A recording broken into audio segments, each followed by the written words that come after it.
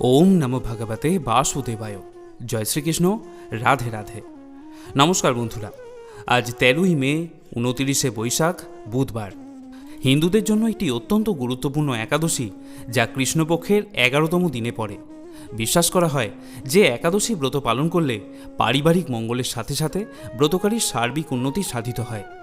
ব্যক্তির জীবন থেকে নানান রকমের দুঃখ কষ্ট এবং অর্থের অভাব দূরীভূত হয়, স্বাস্থ্যের উন্নতি ঘটে। এই অপরা একাদশী অচলা একাদশী নামেও পরিচিত এবং এটি ঐশ্বরিক এবং শুভ ফল দিয়ে আশীর্বাদ করে থাকে। অন্যান্য একাদশীর মতো অপরা একাদশীও ভগবান বিষ্ণুকে সমর্পণ করা হয়েছে। অপরা শব্দের অর্থ হল সীমাহীন, এবং এই ব্রত পালনের মাধ্যমে ব্যক্তি সীমাহীন সম্পদ এবং সমৃদ্ধি লাভ করে। অনেকেই আজ হয়তো একাদশীর ব্রত পালন করছেন। এই তিথি শুরু হয়েছে গতকাল সকাল 7:56 থেকে, যা থাকবে আজ বুধবার সকাল 9:03 পর্যন্ত। প্রিয় ভক্তগণ, এই ভিডিওতে আমরা শ্রবণ করব অপরা একাদশীর ব্রতকথা। আর যারা আজ উপবাস করবেন তারা আগামীকাল পারণ ক্রিয়া বা ব্রতভঙ্গ কিভাবে করবেন তাও আলোচনা করব।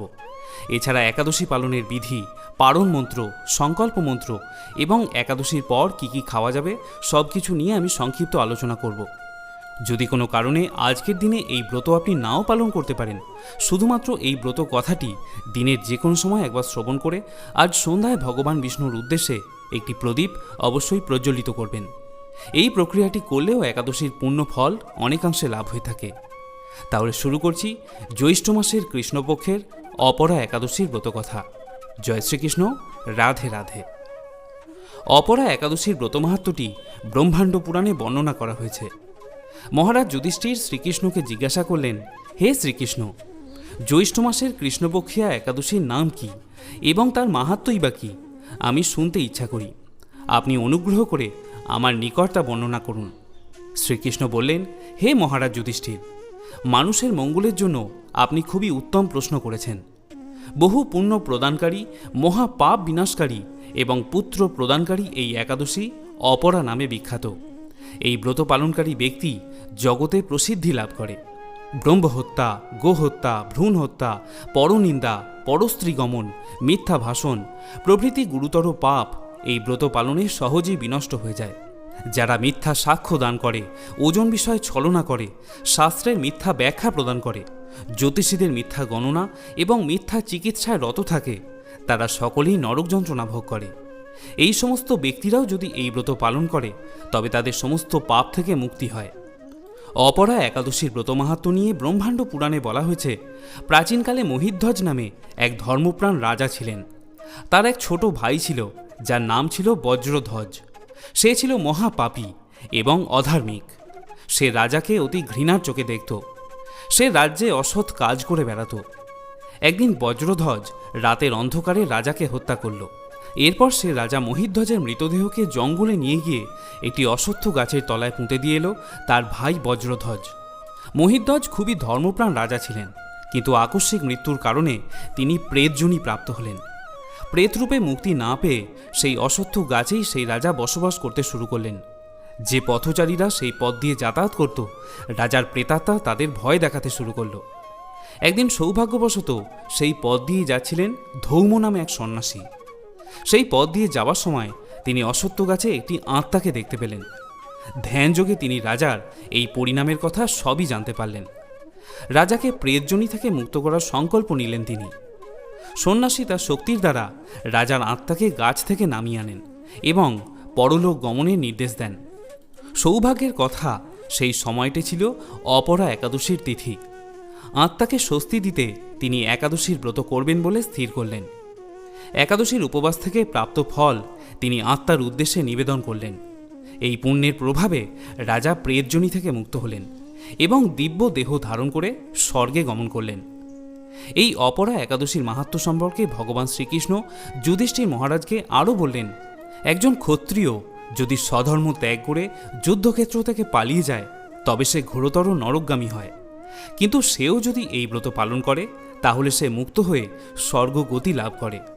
শ্রীকৃষ্ণ বললেন, মকর রাশিতে সূর্য অবস্থানকালে মাঘ মাসে প্রয়াগে স্নান করলে যে ফল লাভ হয়, শিবরাত্রিতে কাশীধামে উপবাস করলে যে পুণ্য হয়, গয়াধামে বিষ্ণুর পাদপদ্মে পিণ্ড দান করলে যে ফল লাভ হয়, সিংহ রাশিতে বৃহস্পতির অবস্থানে, গৌতমী নদীতে স্নানে, কুম্ভে কেদারনাথ দর্শনে, বদ্রিকাশ্রম যাত্রায় এবং বদ্রীনারায়ণ সেবায়, সূর্যগ্রহণে কুরুক্ষেত্রে স্নানে, হাতি, ঘোড়া, স্বর্ণদান এবং দক্ষিণাসহ যজ্ঞ সম্পাদনে যে ফল লাভ হয়, এই ব্রত পালন করলেও সেই সমস্ত ফল অনায়াসে লাভ করা যায়। হে মহারাজ যুধিষ্ঠির, এই অপরা ব্রত পাপরূপ বৃক্ষের কুঠার স্বরূপ, পাপরূপ কাষ্ঠের দাবাগ্নির মতো, পাপরূপ অন্ধকারের সূর্য সদৃশ এবং পাপ হস্তির সিংহ স্বরূপ। এই ব্রত পালন না করে যে ব্যক্তি জীবন ধারণ করে, জলে বুদবুদের মতোই তাদের জন্ম মৃত্যুই কেবল সার হয়ে থাকে। অপরা একাদশীর উপবাস করে বিষ্ণুর পূজা করলে সর্ব পাপ থেকে মুক্ত হয়ে বিষ্ণুলোকে গতি হয়। শুধু তাই নয়, এই ব্রত কথা শুধুমাত্র শ্রবণ বা পাঠ করলেই সহস্র গোদানের ফল লাভ হয়ে থাকে। এইভাবে ভগবান শ্রীকৃষ্ণ যুধিষ্ঠির মহারাজের কাছে অপরা একাদশীর মাহাত্ম্য বর্ণনা করলেন। আমরা প্রতিদিনের জীবনেই জেনে বা না জেনে অনেক রকমের পাপ করে থাকি। একাদশীর ব্রত পালন করলে সেই সব অনিচ্ছাকৃত পাপ থেকে নিষ্কৃতি পাওয়া যায়।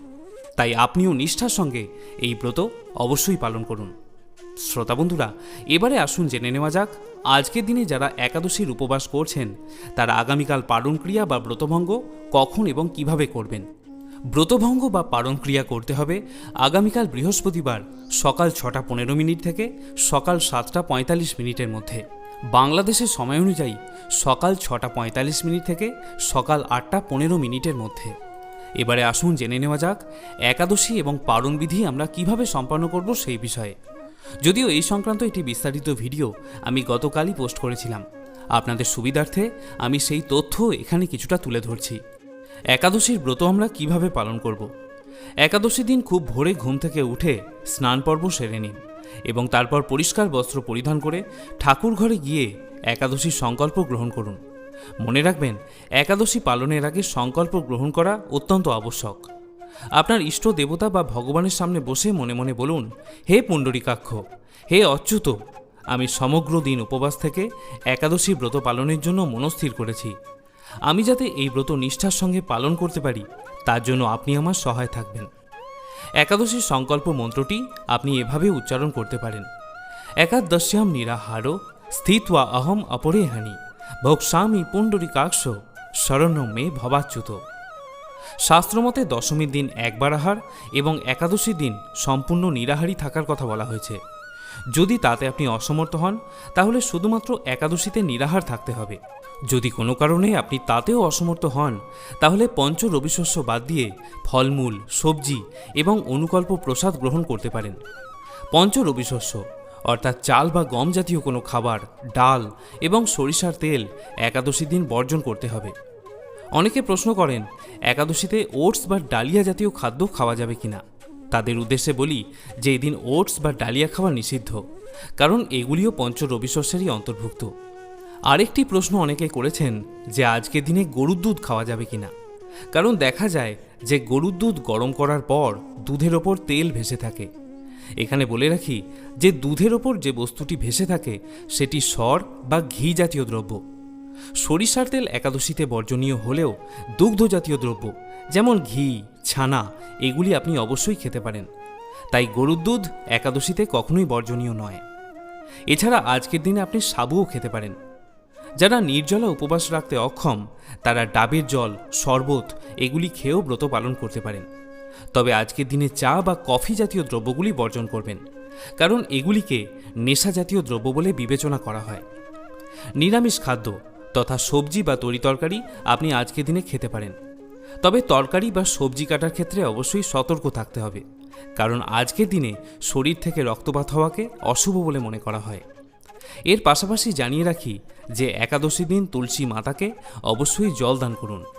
অনেকে বিভ্রান্ত হন যে একাদশীর দিন তুলসীকে জল নিবেদন করা যাবে কিনা। তাদের উদ্দেশ্যে বলি, বছরে 365 দিন রবিবার এবং একাদশীর দিনও তুলসী মাতাকে অবশ্যই জলদান করতে হয়। পদ্মপুরাণ এবং ব্রহ্মাণ্ড পুরাণে ভগবান স্বয়ং বলেছেন যে একাদশীর দিন তুলসী মাতাকে জল দিলে তিনি অত্যন্ত প্রসন্ন হন। এবারে আসুন জেনে নিই আগামীকাল পালন ক্রিয়া আমরা কিভাবে সম্পন্ন করতে পারি। একাদশীর পরের দিন পালনের জন্য যে সময় নির্দিষ্ট থাকে তার মধ্যেই পালন ক্রিয়া সম্পন্ন করা অবশ্য কর্তব্য। নতুবা একাদশীর কোনো ফলই পাওয়া যায় না। পারণের সময় আপনি পঞ্চ রবিশস্য দিয়ে ভোগ নিবেদন করে ভগবানকে অর্পণ করতে পারেন। ভোগ নিবেদন যারা করবেন না তারা পুষ্প বা অর্ঘ্য নিবেদন করেও এই পারণ ক্রিয়া সম্পন্ন করতে পারেন। পারণ মন্ত্রটি 3 বার উচ্চারণ করুন এবং সেই অর্ঘ্য বা ভোগ ভগবানকে নিবেদন করে ব্রত ভঙ্গ করুন। পারণ মন্ত্রটি আপনি এভাবে উচ্চারণ করতে পারেন: ওম অজ্ঞানতিমিরান্ধস্য ব্রতে নানে ন কেশব প্রসীদ সুমুখ নাথ জ্ঞান ও দৃষ্টি প্রদো ভব। অর্থাৎ হে কেশব, আমি অজ্ঞানরূপ অন্ধকারে নিমজ্জিত হয়ে আছি। হে নাথ, এই ব্রত দ্বারা আমার প্রতি প্রসন্ন হয়ে আমাকে জ্ঞান দৃষ্টি প্রদান করুন। শ্রোতা বন্ধুরা, পরিশেষে একটাই কথা আপনাদের বলবো, একাদশী ব্রত পালনের প্রকৃত উদ্দেশ্য কেবল উপবাস করা নয়, নিরন্তর শ্রী ভগবানের নাম স্মরণ, মনন এবং শ্রবণ কীর্তনের মাধ্যমে একাদশীর দিনটি অতিবাহিত করতে হয়। এদিন যে কোনো রকমের পরনিন্দা, পরচর্চা, মিথ্যা ভাষণ, রাগ এগুলিকে পরিহার করার চেষ্টা করুন। কোনো অভাবী মানুষ বা পশু পাখি যদি আজকের দিনে আপনার বাড়িতে আসে, তাহলে কখনোই তাদেরকে খালি হাতে ফেরাবেন না। আপনার সামর্থ্য অনুযায়ী তাদের খাদ্য বা অর্থ দিয়ে সাহায্য করুন এবং আনন্দের সঙ্গে এই একাদশীর ব্রত পালন করতে থাকুন। প্রিয় শ্রোতা বন্ধুরা, যদি আজকের ভিডিওটি দেখে আপনি সমৃদ্ধ হন, তাহলে অবশ্যই একটি লাইক করার অনুরোধ করব। আর তার সাথে যদি আপনি আমাদের চ্যানেলে নতুন শ্রোতা হয়ে থাকেন, তাহলে অবশ্যই চ্যানেলটিকে সাবস্ক্রাইব করে রাখুন। সকলে ভালো থাকুন, সুস্থ থাকুন। মঙ্গলময় জগদীশ্বরের কৃপায় আপনার জীবন আরও সুন্দর ও সার্থক হয়ে উঠুক।